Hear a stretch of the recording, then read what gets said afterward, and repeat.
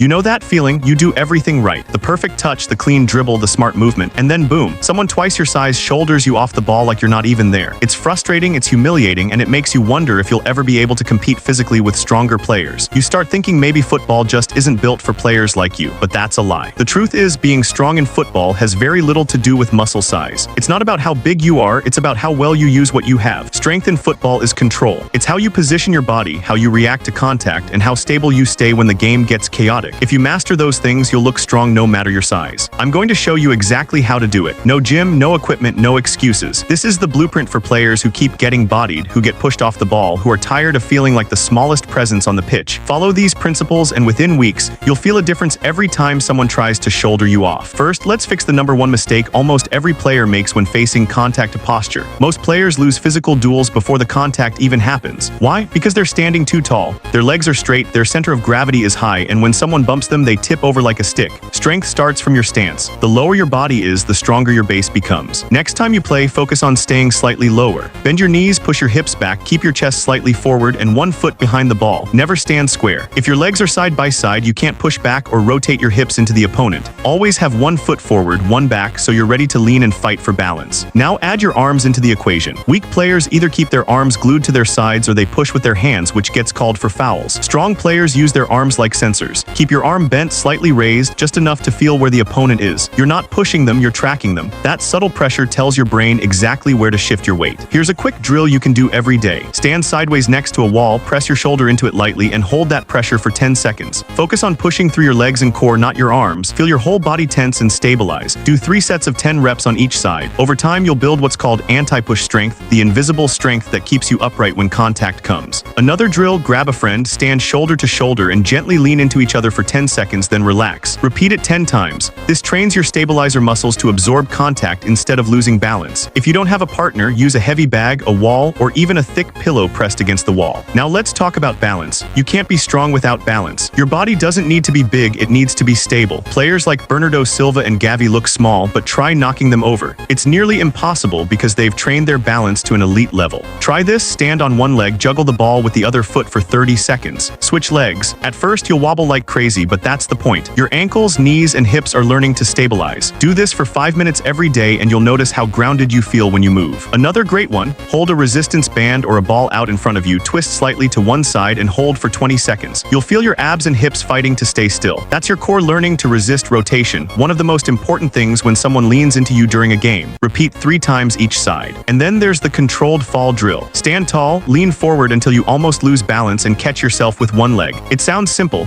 but it's teaching your nervous system to react fast, the same reflex you need when you get shoulder checked mid-run. Now let's talk about aggression, because here's the truth: a lot of players who think they're weak aren't actually weak. They just play scared. They shy away from contact, they brace too early, or they pull out of a challenge right before impact. You can't play football waiting for hits to come, you have to meet them head-on. To train that, start small. Take a ball, dribble slowly in a tight space, and bump your shoulder into a wall or a hanging bag while keeping the ball under control. Feel the contact. Stay relaxed. Keep dribbling. The goal is not to crash hard, but to get comfortable with physical pressure while staying in control. If you've got a friend or sibling, make it competitive. One of you dribbles inside a small square, the other applies light pressure, just laning, not tackling. The dribbler's job is to protect the ball for 20 seconds, then switch. This teaches you to move your body around the ball, to use your hips and arms as natural shields. Another exercise is resistance sprinting. Wrap a resistance band around your waist or have someone lightly hold your shirt as you sprint forward 5 to 10 meters. Your legs and hips learn to push through resistance, the same strength you use to hold your ground in duels. The more you do these drills, the more confident you'll get. You'll stop fearing contact because your body will already know how to react. When you get bumped, you'll stay up. When someone tries to push you, you'll absorb it and move past them. But physical drills are only half of it. The rest is mental. When you keep getting outmuscled, your brain starts expecting it. Every time someone runs at you, you tense up, waiting to fall. That mindset makes you weaker before the contact even happens. You have to reprogram how you think about physical play. Every time you go into a duel, tell yourself, I win the space. Not I protect the ball, I win the space. When you go into contact thinking protect, your body becomes defensive. You tighten up and that stiffness makes you easier to knock off. When you think win the space, your body leans forward, engages the core, and becomes aggressive. You're now the one dictating the contact. And remember, football isn't about brute strength. It's about timing, angles, and anticipation. The smaller player who moves first will always look stronger. If you know the contact is coming, shift your weight a second earlier. Get low, lean into the opponent before they even touch you, and you'll look like a wall. When you start using your frame correctly, everything changes. Your balance improves improves, your reactions get faster and your confidence skyrockets. Players who used to bully you suddenly can't move you. You'll notice they start backing off, because strength is as much psychological as it is physical. Here's what I want you to do this week. Every time you train, add 10 minutes of balance and stability work. Add 10 minutes of contact or resistance drills. That's it. 20 minutes of targeted training a day, and within a month, you'll feel unrecognizable. If you're a winger, practice receiving the ball under pressure with your back turned. Use your arms to create space and pivot away. If you're a striker, practice holding up the ball while absorbing shoulder contact. If you're a midfielder, focus on turning in tight spaces while keeping your balance after a bump. Tailor your training to the situations where you lose duels the most. When you start doing this consistently, something amazing happens. You don't just feel stronger, you move differently. You start using your hips to absorb hits. You start bouncing off challenges instead of falling. You start controlling the game instead of reacting to it. And here's the most satisfying part. When those same players who used to push you around try it again and you barely move. When you hold your ground, spin off, and leave them chasing shadows. That's the moment you realize it was never about being weak. You just hadn't learned how to use your strength. If you've ever felt like you don't belong because you're too skinny, too small, or too light, remember this: football strength is not about the gym. It's about mastery of your own body. Balance, posture, timing, and confidence. That's what makes you unshakable. Start training this way today, because the sooner you stop fearing contact and start owning it, the sooner you'll become the kind of player who looks untouchable, even against players twice your size. You'll stop getting outmuscled, you'll stop getting bullied, and you'll finally start playing with real physical presence. If this helped you, drop a comment saying stronger, and subscribe for more football blueprints that help you play like a pro.